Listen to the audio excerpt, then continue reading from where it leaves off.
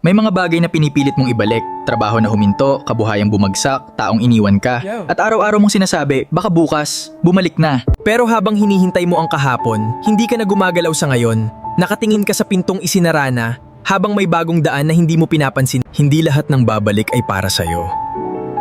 Hindi lahat ng inaasahan mong babalik, dapat pang hintayin.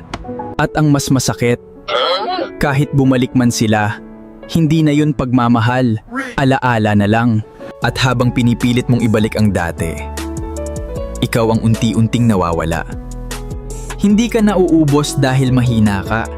Nauubos ka dahil umaasa ka sa bagay na hindi na para sa'yo. Pero may isang siguradong babalik, di ka niya iniwan. Si Jesus. Hindi para ibalik ang nakaraan, kundi para buuin ang natira sa'yo.